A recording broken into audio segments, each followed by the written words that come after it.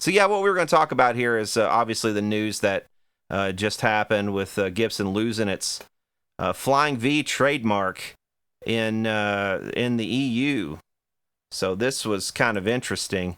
Um, it's a bit limited in scope. It looks like as far as the ruling.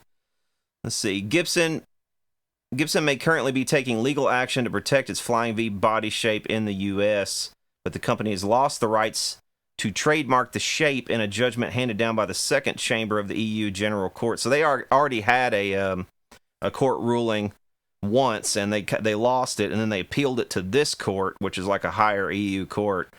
It says there has been no demonstration of distinctive character acquired by the Flying V body shape, and when the application for registration of the challenged mark was filed, the V shape did not depart significantly from the norms and customs of the sector. Now, I'm wondering if, because like I said, I'm not a lawyer or an expert in any of this trademark law stuff, and I'm wondering if the U.S. would kind of rule similarly, because what they're basically saying here is whenever Gibson filed their trademark in 2010. That's the first time they ever trademarked this in the EU, which is just weird to me. I mean, is that not just a stupid oversight? I mean, for what was it, 1958? So, my God, for 52 years they didn't bother to file a trademark in the EU. So they filed this trademark, and at the time, the problem is, the reason they got ruled against is because at the time they filed it, there were already all these people in the market. So what ended up happening was they didn't even take them to court. Warwick and Framus took Gibson to court and said, they don't have a right to this trademark because nothing about this is distinctive in today's market. And that was the key. They've pretty much ruled here that they failed to establish a distinctive character acquired by that mark in the European Union. So at the time that they took them to court, there was nothing distinctive about the Flying V anymore. So essentially what they're saying is they had lost the rights to the shape. Right here it says it all. In the judgment, the court declared that while the shape of the Flying V guitar was very original when it was released on the market in 1958, it cannot, however, deny the evolution of the market during the following 50 years, which henceforward was characterized by a wide variety of available shapes. So, if this is any indication, and the big kick in the nuts for Gibson here was they had to pay court costs because I guess they appealed it to a higher court and dragged them to another court, so they had to end up paying their costs. So Gibson they were out the money for the registration. I'm sure that costs something in the EU. I can't imagine that that's cheap. And then they're out the money for taking it to court to defend it. So, I mean, it doesn't look good for Gibson really going forward on a lot of this stuff. So, I mean, their property is looking slimmer and slimmer. And the thing is, I mean, I think if anybody ever really hit them hard on the headstock, that they would probably kick their ass on the headstock too. Just given that the availability of other shapes at the time that they trademarked the headstock, there were all kinds of things, at least in the secondary market. I don't know if anybody was doing anything currently then, but just crazy stuff. I mean, they would really be better off just going back to making guitars, just put their heads down and focus on that probably. But yeah, just a weird bunch of shit that they've gotten themselves into here. But of course, this was ongoing before that the new people came in, so this is kind of stuff that's being resolved now. It kind of makes me wonder what happened to that Tronical lawsuit, because remember, if you remember, Tronical was suing them for a bunch of money, but of course they went through Chapter 11. But the thing is, Tronical is like a German company, so they would have been suing them in Europe, pretty much just like these guys were doing. So maybe if that was still ongoing, maybe the bankruptcy didn't interrupt that either, and they'll be getting sued for that too. I don't really know. That's an interesting thought. I wonder if are you guys still able to see me? Somebody pipe up and say, "Hey, I'm able to see you." Okay, just to make sure I'm not spazzing out on you guys.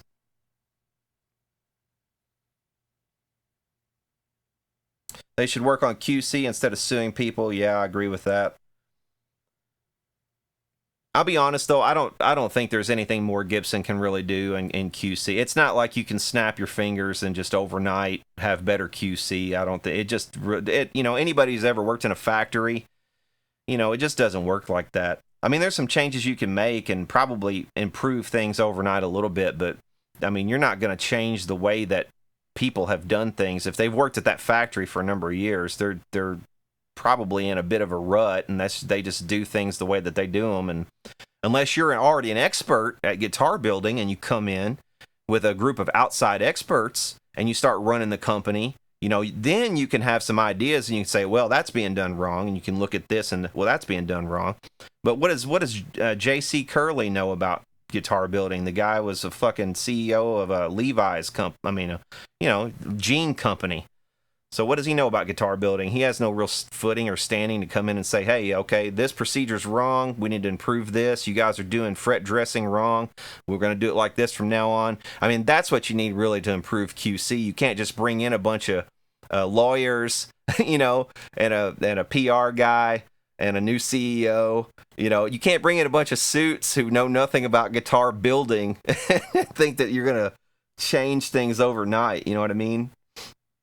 And yeah, that's absolutely right. They did let their best people go, right? But they laid everybody off. I wonder if they're bringing those people back. That's something I didn't think of either. I wonder if all the custom shop people, they laid off, like, how many people was it? Like 15 people or something like that, right before they went into bankruptcy. It was like maybe a month or two before that. So that would be really interesting if they to know whether they've brought some of those people back. And also, yeah, the heritage people who were all laid off. There were about 30 of them that walked out or something, wasn't there at one point? I covered that. So 25 or 30 people. Or you're saying 25 people that Gibson laid off, I presume. So yeah. I'm not sure if I'm... Just to let you guys know up front, I'm not sure. I'm trying to monitor this on my cell phone because I've lost my other little monitor for the moment. And I don't know if anybody is super chatting me. I don't even know if I'll be able to see that on here. So just keep that in mind. I'm not trying to diss you or anything. I'll try to, if you do that, I'll try to answer your question like afterwards or something in a comment as best I can. But I don't think I'll be able to see it on here in the normal way. Anyway, can you tell I don't do very many live streams? I'm always shitty at this, especially getting it up and going. It seems like every time I get all the bugs and kinks worked out, then I come back and everything just is reset to zero. But yeah, that's really interesting. That's an interesting thought that they did lay off all their best people. And yeah, you can't just come in with a bunch of suits and expect everything to change overnight. But yeah, the other part of this was that I didn't get to here was that it says, while this appears to now allow EU guitar makers to produce V-style guitars using the classic body shape, which they're going to do, but it's a V, so they're not going to sell very many Vs anyway. The V is never really much of a big seller, in my experience anyway. I don't know, some of you guys might work at a music store and have a different experience from me, but Vs were kind of hard to even give away. Unless it was a Gibson. But it says Gibson still has several other patents for the Flying V in the European Union that are unaffected by the ruling, which refers purely to the shape of the body. That they're saying the ruling here refers only to the shape of the body, so they probably retain the shape of the headstock and probably their, obviously their logo. Maybe even like the shape of their pick guard or something like that for the Flying V. I don't know. But it does say that they can use the Flying V shape in like jewelry and clothing and things like that, which is just, that's a very small bone to throw a company. I do feel really sorry for Gibson with the way that this shit's going down. I don't want them to go under or anything like that. There are a lot of people who work in that Nashville factory that, I don't think probably don't deserve to lose their jobs and probably do a pretty good job day in and day out. But, yeah, I don't know. What does it say? You didn't even read the article on snowing in Antarctica you referenced in your last shitpost Friday, Brad. Embarrassing. Yes, I actually did read that article. There were two different articles. The first article, the NASA article that I shared, the first one was the wrong one. That one was from 2018. And yeah, I didn't read it when I first shared it because I just assumed it was the same one that I'd read like a couple years back or whatever, because it had practically the same headline. So yeah, you're right. I didn't read it at first because I assumed it was the same one. But then later on, you'll see in the comment, the one I put in the description is the one, and I left it there. That's the one that's from 2018. And then there's one from 2015 that says the exact opposite of the one of 2018, essentially. And no, if you go and you're gonna say no, you didn't read the one from 2015 either. But no, that's not true. Read the whole thing from 2015 and you'll see exactly what I mean. I can't bring it up on here right now. It's just going to crash this computer. Otherwise, I'd bring it up and I'd read it right here with you. But no, I did read the one from 2015. And yes, if you read it very carefully and if you have skills to read, you will see that the whole thing basically says that the snow that fell more than replaced, and it had been doing this for 100 years, for the past century, had way more than replaced the ice that was lost due to, breaking off into the ocean. So anyway, I'm not meaning to try to body slam anybody here or, or be mean or anything about it. I enjoy debates and stuff like that. I really do. And if we were in the same room and stuff, it's completely different also than when you're trying to type out shit furiously online, and get your point across. It's like, oh, you son of a bitch. It comes across as that, even though you don't mean it as that. You know what I mean? So, but yeah.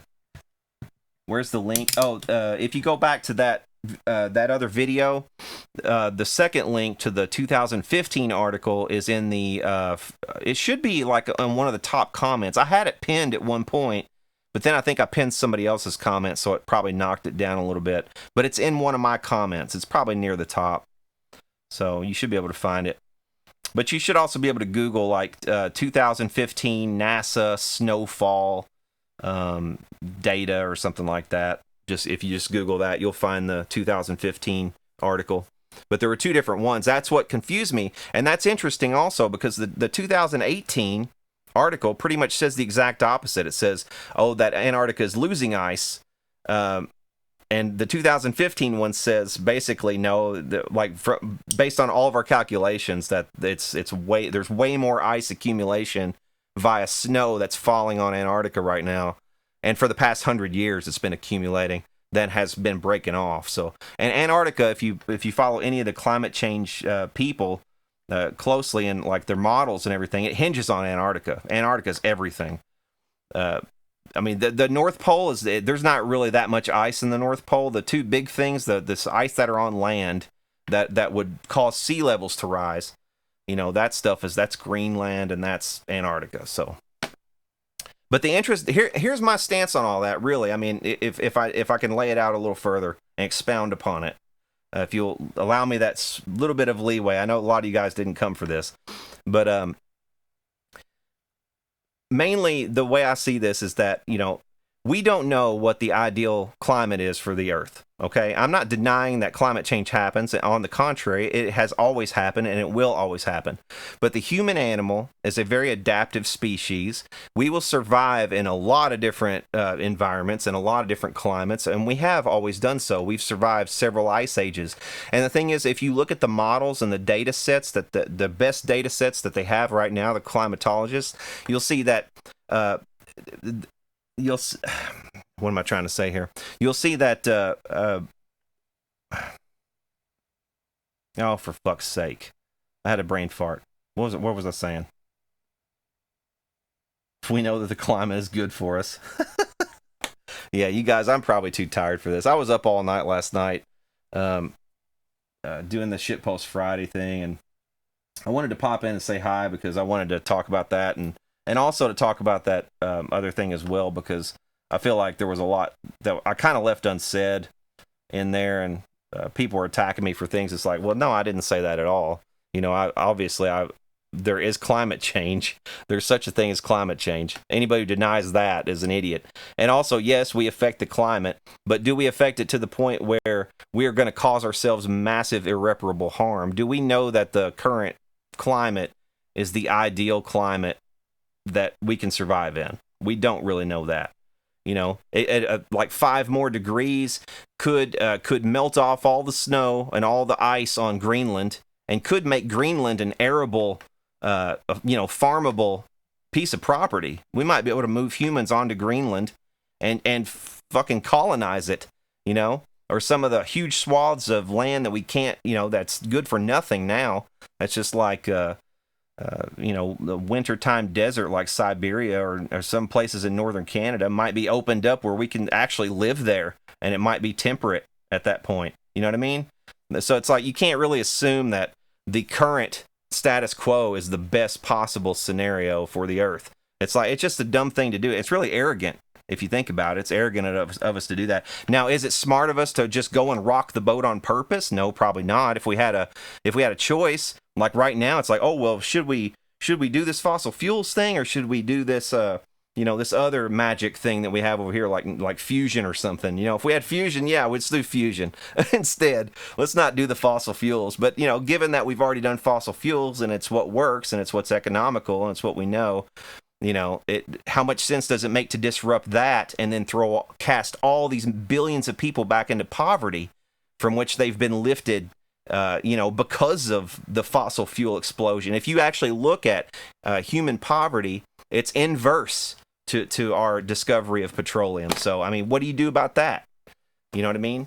And it's not even just petroleum. It could be readily sources of available energy also, like coal or any other kind of energy.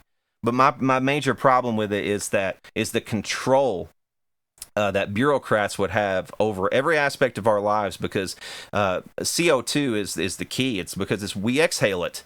So it's key in everything that we do, whether it's we want to travel, or whether we want to start a fire in our backyard, whether we want to start a fire in our stove, or whether we want to turn on a light switch, or whether we want to communicate to one another, or whether we want to exhale, or whether we want to have children, or start up our car or a lawnmower. I mean, everything that we do, literally, they could conceivably control if they can get a stranglehold on CO2 emissions. So you tell me, what is the best thing for us to do? Should we allow these dipshits that kind of control just because we're scared of some possibility that might not even be the worst case scenario for us? You know what I mean? So that's kind of what I'm saying generally. This shit doesn't scare me. The other thing too is I don't live in a coastal city, so I mean, some of you, and it's not like it's going to be a tidal wave either. So I mean, people will be able to escape. You'll be able to pick up your shit and like back away slowly. I mean, over the course of like 20 or 30 or 40 years, it's not like it's coming at you all at once. So I mean, the alarmism is just over the top. It's crazy. By the time our great-great-grandchildren come around, yeah, maybe the coastlines will look a little bit different at that point. I mean, Florida at one point didn't even hardly exist. There, at peak tide in our Earth's history, Florida is like just a nub. It's almost nothing. That's why half of Florida is sitting on limestone that is like coral. Florida is just sitting on coral because it used to be sea, the whole thing. Hell, I mean, if it wasn't for that, it wouldn't even exist in the first place. So, you know what I mean? I'm not qualified to make an educated opinion. Yeah, I know. Yeah, right. Because I can't read, right? Because I can't read. That's the funny thing about that. It's like we had portfolios in our high school that we had to write, and I was the only motherfucker with a distinguished out of, I don't know, we had like 1,000 graduates, and I was the only one person had a distinguished writing portfolio, and that was yours truly. One. Everybody else was like proficient or novice or whatever else, and I'm not saying that to toot my own horn, but when you say some shit like, yeah, you're not qualified. Well, if you can fucking read and you can fucking reason, then you're qualified. You're qualified. So there's that. that's why, a lot of times I come off, I've got a little bit of a chip on my shoulder, and that's probably true because I'm a fucking hillbilly from Western Kentucky who nobody takes seriously. If I get in academic circles or something, it's like everybody thinks they're talking over my head or something when they're actually not. And it's maybe there's some information that I'm missing, but I have yet to see it that would convince me that yes, I want to get on this big gravy train of let's tax everybody's fucking carbon emissions. You know what I mean? I'm just not down with that. I was not homeschooled, no. No, I wasn't homeschooled. I wish I was sometimes. Don't let your arrogance get in your way. Yeah, I agree with that. I agree with that. I do that sometimes. I admit that. Sometimes I get a little bit incensed about it's like, man, you son of a bitch, you don't know me or you don't know the situation or you know what I mean? I do that. That's something I need to work on. It's a bit of a character flaw, I'm sure.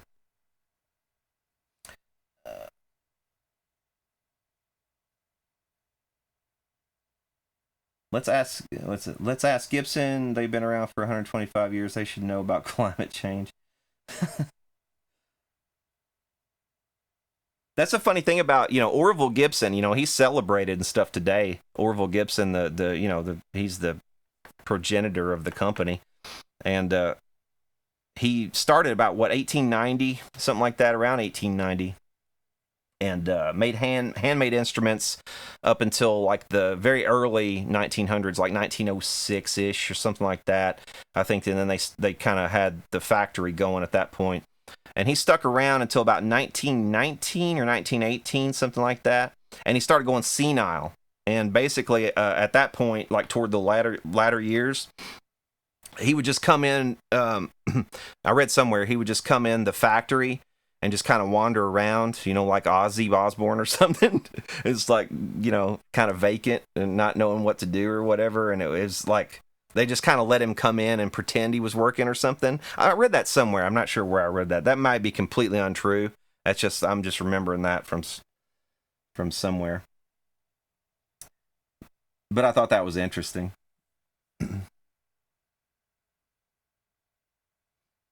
Go to work on a Mesa? No freaking way. I'll tell you what I do have to work on. I have to work on this thing. Let's see. I don't know if you're going to be able to see it.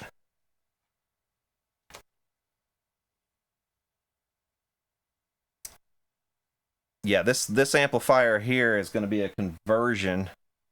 It was kind of in the background of Shitpost Friday the other day. Can you even see it? Can't see it, can you? It's like an old PA. It's like a kind of like a Knight or something like that.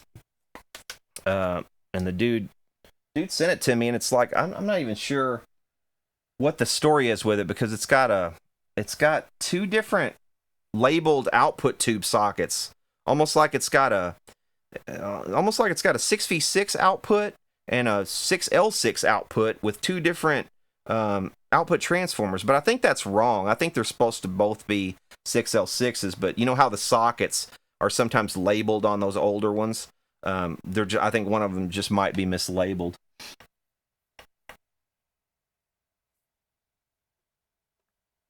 Anyway, so that was kind of it. That's what I wanted to talk about just briefly is the Gibson thing mainly, and I guess we got off on a tangent there again.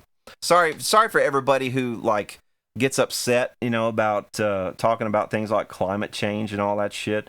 But it, at some stage it does matter to guitar builders and guitarists because all the CITES stuff is kind of connected with that. They're trying to curb over deforestation and things like that, which is totally valid. We don't want to deforest the fucking planet. You know what I mean? But that's one benefit of having a bunch of CO2 in the atmosphere is that, trees should shoot up like weeds. And they do, actually. I have noticed that trees grow fast, it seems. So, it's one of those things. To me, it's all balanced. Like the Earth tries to balance itself, and if we try to come in as these arrogant SOBs thinking we know everything and we can control everything, usually we end up fucking up more than we solve. And that's what I was actually going to say earlier. I was talking about, when the CO2 started going up. If you'll notice on the charts, we were actually just at the peak of our warming period, and we were about to go back down into a fucking ice age. And that's what they were worried about in the 70s, and that's what a lot of people have brought up in the comments and reminded us of, was that in the 1970s, the alarm was, we're going to fall into an ice age if we don't do something about it. So we did something about it. We pumped the atmosphere full of CO2, and now we're probably not going to go into that ice age. And what's worse? I mean, honestly, having a bunch of melted ice that's going to go into the ocean, and we'll lose some coastline, but we might gain Greenland. We might gain some parts of Antarctica, maybe. We'll definitely gain some other areas, too, that would be more habitable.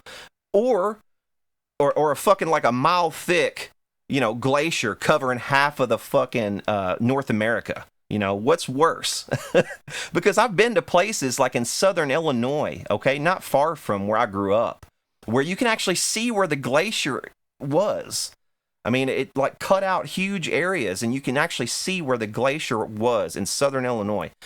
I mean, that's pretty damn far down, and I'm sure it even extended further. I know there's places in Kentucky. Hell, there's like Mammoth Cave, I think, was carved out by a glacier. So below me, this was glacier right here where I'm sitting.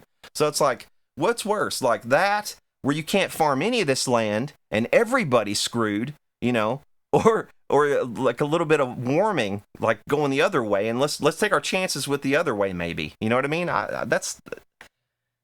That's what I'm trying to get across. It's like you have to think a little bit bigger than just, oh my God, let's look, they're right. Look at their data. It's right. It all corresponds. Well, yeah, it corresponds because, you press down on one thing and the other shit's going to follow. But you got to think outside of that. Don't just take their word for it that this is going to be the worst thing that ever happened in human history, because it might not be.